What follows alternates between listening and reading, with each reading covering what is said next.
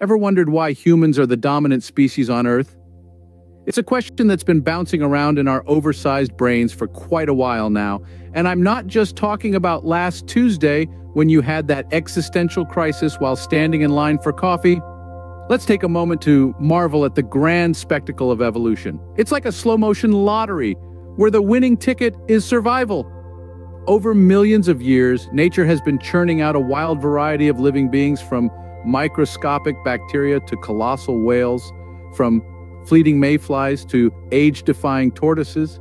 And yet here we are, humans, standing at the pinnacle of this vast pyramid of life. Interesting, isn't it? Now, it's not just because we've got a monopoly on wearing pants or brewing coffee. No. It's a bit more complex than that. Human evolution is a saga that is as fascinating as it is intricate. It's a tale of survival, adaptation, and innovation, where every scene is set by the unpredictable hands of natural selection. One of the most remarkable things about us humans is our brain. You see, it's not the biggest in the animal kingdom. That honor goes to the sperm whale, whose brain weighs in at a whopping 17 pounds. Our brain, on the other hand, tips the scales at around 3 pounds, but it's not all about size, is it? It's about efficiency. And our brains are like a high-speed, power-saving supercomputer packed into a melon-sized space. It's this beautiful piece of biological machinery that has given us the cognitive edge over other species, but the brain alone can't take all the credit. Our path to dominance has been paved by a series of evolutionary adaptations and lucky breaks that have shaped us into the species we are today. We'll be exploring these factors in depth as we delve into this fascinating journey of human evolution. So, buckle up, folks, as we set off on a thrilling ride into the past, exploring the twists and turns of our evolutionary road trip. From our humble beginnings to our current reign as the rulers of the planet, we'll uncover the secrets that have propelled us to the top of the food chain. So let's dig into this intriguing topic and unravel the mysteries of human evolution. Did you know that the human brain is 3 times the size of a gorilla's brain? Yes, that's right, folks.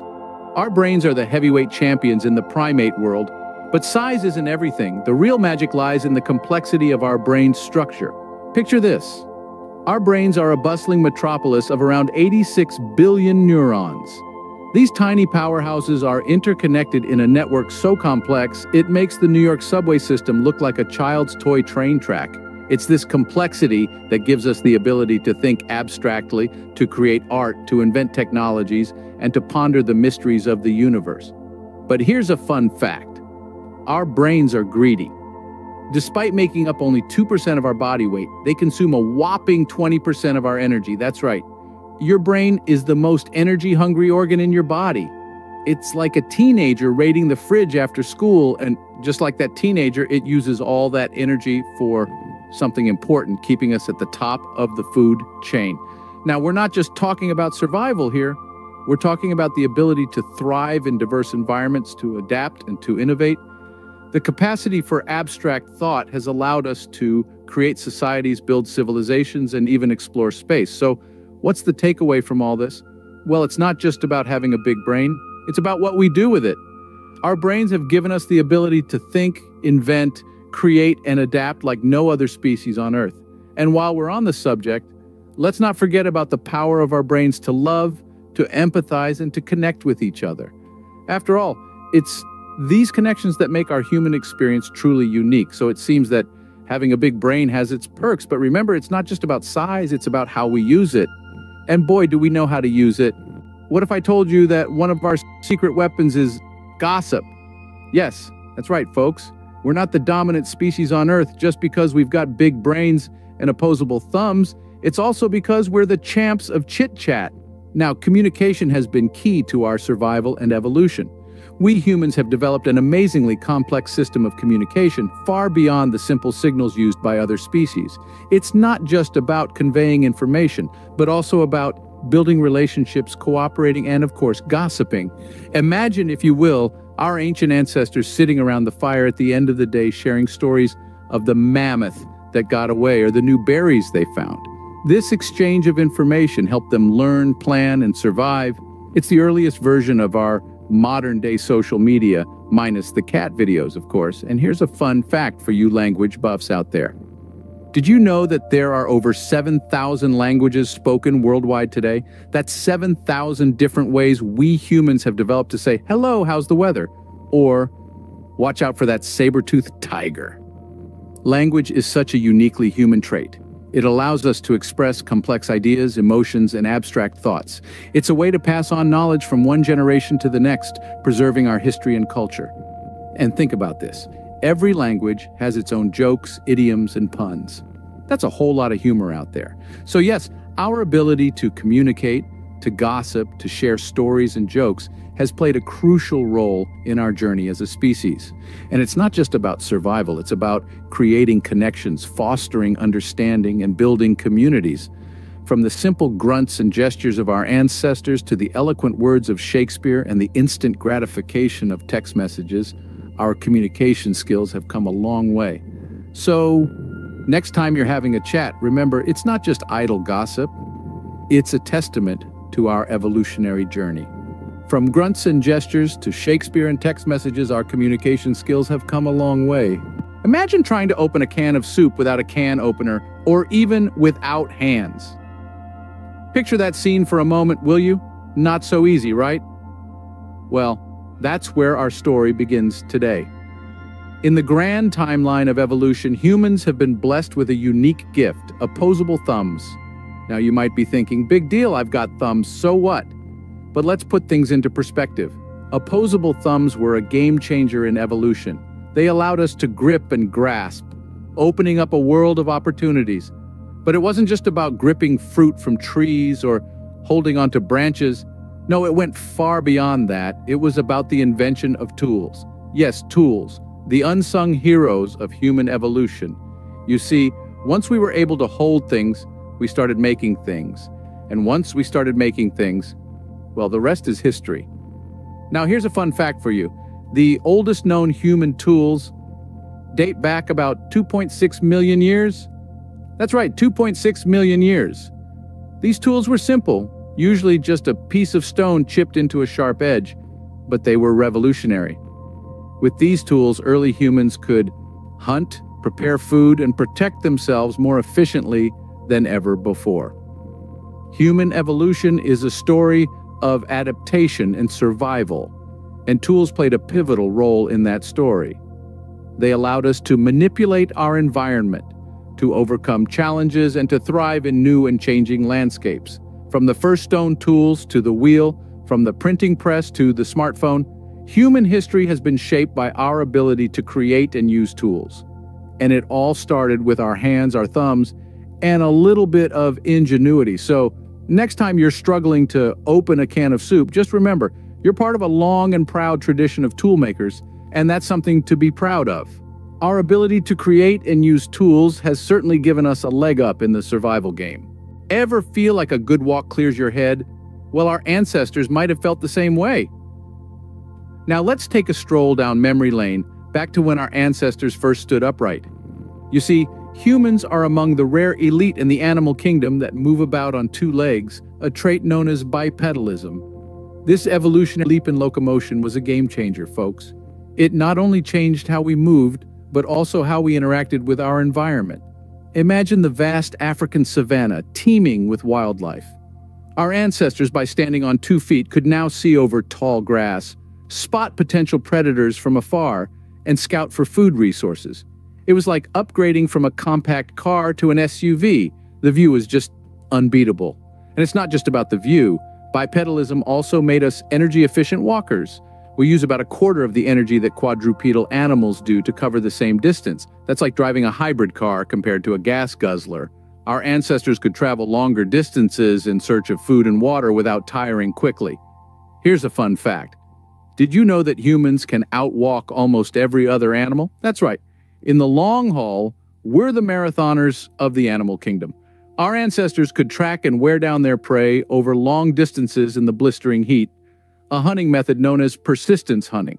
But bipedalism wasn't just about survival. It also had social implications. Freeing up the hands allowed for more complex gestures and communication, laying the groundwork for the complex social interactions we see today.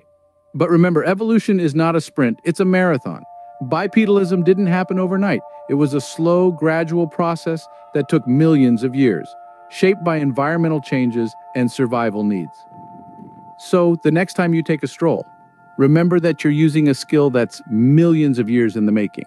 No man is an island, and that's probably why we've survived this long. Humanity's rise to the top of the food chain is not just down to our big brains or our handy tools. It's also because we're social animals. Now, there's a reason why your granny always told you to make friends. It's not just because she wanted you to have someone to share your cookies with. It's because being social is deeply ingrained in our DNA. See, our ancestors understood the power of togetherness. They knew that many hands make light work, and so they divided labor among themselves, each one specializing in a specific task. Some were hunters, others were gatherers, and some were the early versions of today's DIY enthusiasts, crafting tools and shelters. This division of labor was not just about efficiency, it was also about survival. By working together, our ancestors could take down larger prey, protect their young, and fend off predators. Basically, they were living by the motto, "United we stand, divided we fall," long before it became a bumper sticker. The formation of communities was another key milestone in our social evolution. Fun fact, early human groups were thought to be around the size of a modern-day soccer team. That's right. Our ancestors were essentially running around in groups of 11 without the fancy uniforms, of course. These communities provided a sense of belonging, a framework for cooperation, and a platform for the sharing of knowledge. They were the foundation stones of the civilizations we have today. So, if you've ever wondered why we feel the need to connect with others, to form friendships, to build communities, remember this. It's not just a desire, it's a survival instinct. It's a part of who we are, a part of what makes us human. So it seems that being a social butterfly has its evolutionary advantages. Why did we survive when many other human-like species went extinct? A question that has intrigued scientists, historians, and even casual thinkers for ages. It all boils down to one phrase: survival of the fittest. Now, don't get me wrong. When it comes to a foot race with a cheetah or a wrestling match with a silverback gorilla, we wouldn't exactly come out on top. But there's more to survival than just physical prowess. It's a combination of adaptation, intelligence, and resilience. Throughout the history of our planet, there have been around 20 hominid species. Yep, you heard it right. 20 different types of human-like creatures once roamed the Earth. But where are they now? Well, they're all gone and we're the last ones standing. So what's our secret sauce? Let's dive into it. Firstly, we're champions of adaptation. We've learned to survive in the harshest of environments, from the scorching deserts to the icy tundra. We've built shelters, harnessed fire, and invented clothing. Secondly, our intelligence has been our greatest weapon. We've developed language, created complex societies, and invented tools that have helped us conquer the world. We've used our brains to outsmart and outlast every other species on the planet. And lastly, our resilience. We've survived everything that Mother Nature has thrown at us, from ice ages to volcanic eruptions, from plagues to famines. We've been knocked down, but we always get back up. But let's not get too cocky just yet. Being the last hominid standing doesn't mean we're invincible. It just means we've been the best at adapting so far. We've still got plenty of challenges ahead of us. Climate change, pandemics, asteroids, you name it. So the question isn't why did we survive when other species went extinct? It's how will we continue to adapt, innovate, and persevere in the face of new challenges? It turns out that being adaptable is key to survival. And with that, we'll see what the future holds for us, the last of the hominids. So here we are, the last standing species of the genus Homo. We've traveled a long and winding road from the plains of Africa to the farthest reaches of outer space. Along the way, we've harnessed the power of our brains, becoming not just survivors, but innovators, thinkers, dreamers. We've crafted languages, spun tales, shared ideas, building bridges across time and space. Our hands, adept at both delicate tasks and heavy lifting, have created tools that have shaped the world around us. We've journeyed across continents, adapting to every environment Earth could throw at us. And through it all, we've forged powerful bonds, becoming not just individuals, but a global community. This is our journey, unique among all life on Earth. And it's this journey, with all its challenges and triumphs, that's made us the dominant species. So, the next time you wonder why we're the dominant species, remember, it's all thanks to our brains, our words, our tools, our legs, and our friends. That's the human story in a nutshell. Thank you for watching this episode. We hope you've enjoyed this journey through human evolution, understanding how we've come to be the dominant species on our planet. But remember, our journey is far from over. As we continue to innovate, communicate, create, journey, and socialize, we are still writing our story. If you found this content intriguing, please consider subscribing to our channel. We have plenty more videos that delve into the mysteries of our world and the universe beyond. Until next time, stay fascinated.